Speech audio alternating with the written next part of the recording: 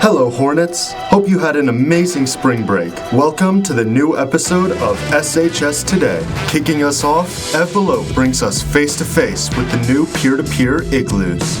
Next, Lauren Hudson flips the page on Celine's 100th yearbook. And lastly, Chloe Swantek begins her lesson on student teachers.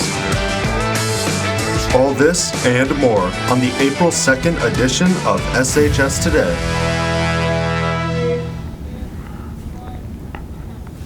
Welcome back, Hornets. We hope you had a relaxing break. I'm Lauren Hudson. And I'm Landon Richards. It's already April, but we've still got a lot in store for you, so let's get into it. Next week is filled with testing for all students excluding seniors. On Monday, sophomores will take the PSAT. On Tuesday, juniors will take the MSTEP. And on Wednesday and Thursday, juniors will take the SATs and the ACT work keys.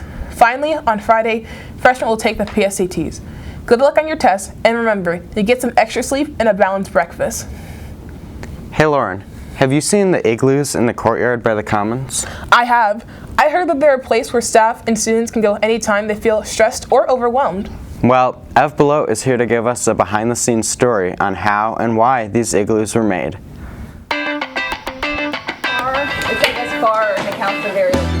Peer-to-Peer is a club focused on destigmatizing mental health here in the community, and their latest project is centered on improving mental health here in the Commons. The igloos are probably confusing to many people right now. That has been an outside space that has not been often utilized. So this year, Peer-to-Peer has decided to use that space as an outdoor wellness space. And by using igloos, we can offer the space to students when it gets a little colder outside. These wellness igloos are furnished with comfortable seating and lighting with a heater for the winter. But why build wellness igloos?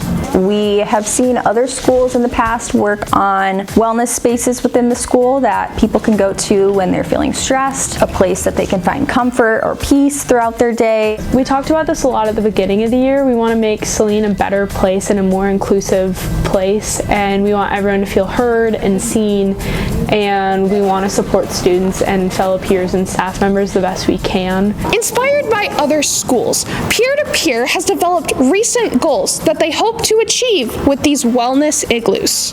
I hope it'll make everyone feel like they have another safe place to go when things get hard, or to talk to their friends, to, like I said earlier, work on projects and things like that. I really hope that it'll help just bring people together more in definitely a different environment. With this new alternative space for our school to enjoy, these wellness igloos will provide an enriching experience for our students and staff through their mental journeys. Landon and Lauren, back to you in the studio.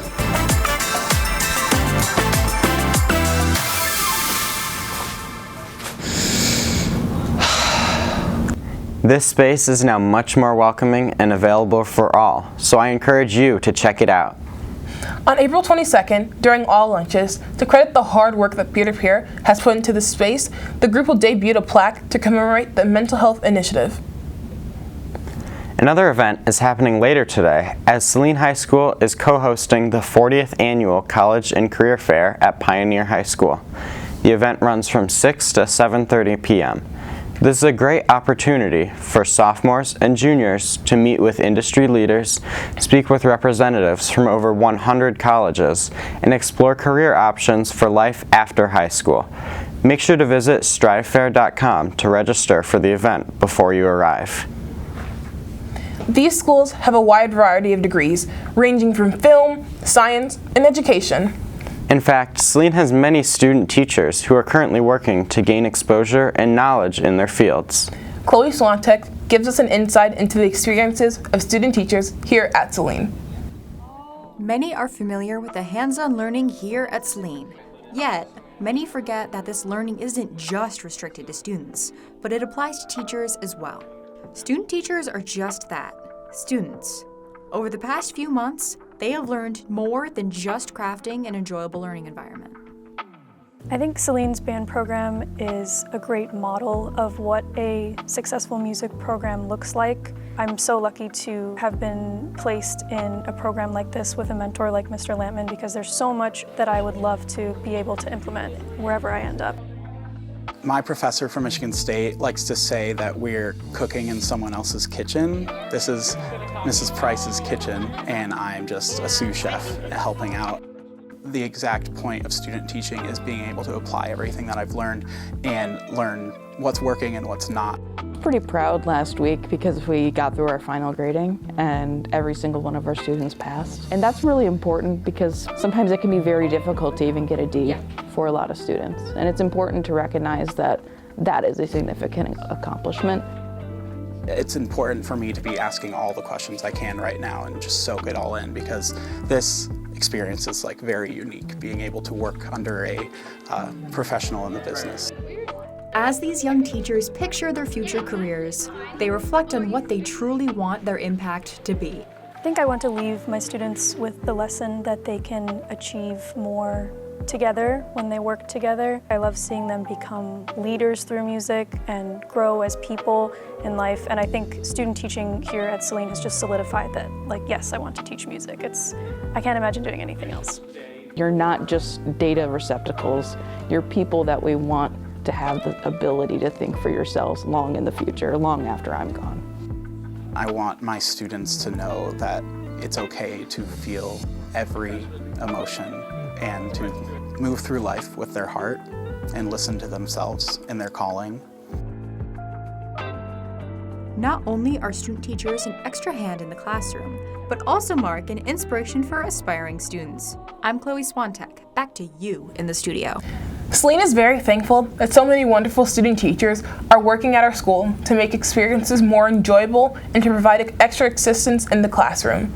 We hope that all of these student teachers feel welcomed and are successful in pursuing their teaching careers in the future. Looking into the future is important. What's also important is preserving those memories. So make sure you hurry up, since the 2024-2025 Salinian Yearbook is currently selling out of copies. There are only 50 left, so make sure that if you haven't bought one, to scan the QR code to purchase one today. You know, Lauren, this year, the Salinian Yearbook will mark the 100th anniversary of the first Saline High School yearbook. The yearbook is produced, edited, and written by Saline students. Rowan Bonham flips the page to look at this very important milestone. Closing out every school year, students from the yearbook program hand out the publication that has been worked on throughout the year. While each yearbook is special in its own right, the 24-25 product will be even more significant, being the 100th anniversary of the first yearbook in the school's history. The publication started in 1925 with the yearbook titled The Mirror. Obviously, we started in 1925. That was our first high school yearbook, and we've had yearbooks ever since then. It's really cool, especially when we're able to look through the one single copy of the 1925 yearbook that we still have. I really have enjoyed putting together this yearbook, especially on the 100th anniversary, because it kind of just makes the yearbook more special because now I'm a part of this milestone. The yearbook program works tirelessly to create a fresh and exciting experience for students each year. So every year we have a yearbook theme, and making sure that they're very different and fit that year is something that's constantly changing. So like the 1925 yearbook was all about mirrors and reflecting on the past. This year's theme is all things considered.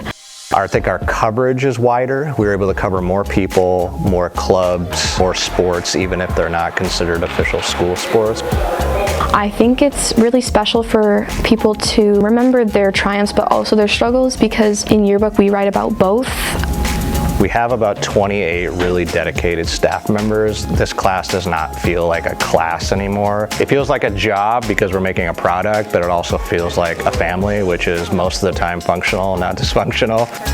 I love the community we have. We're working so close with one another. We're working outside of our normal school hours, going to events, taking photos together, and just kind of communicating with everyone. So I love that community that we've been able to build. There's a reason why the yearbook is reaching triple digits in age. It's a staple of each academic year, allowing students to reflect on their time in high school and the memories and friendships they made along the way. I'm Rowan Bonham, back to you in the studio.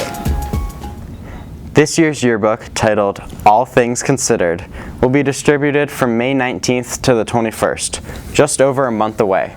We'd like to thank all of the yearbook students for their dedication and hard work producing and preserving high school memories for years to come. Well, that's all the time we have. I hope you enjoyed the show. I'm Lauren Hudson. And I'm Landon Richards. Be sure to follow @Celine Video on Instagram and YouTube for show updates and behind-the-scenes content. Stay tuned next week for more nerd news, a feature in the literary magazine, and a very special edition of On the Town. Have a great week, Hornets.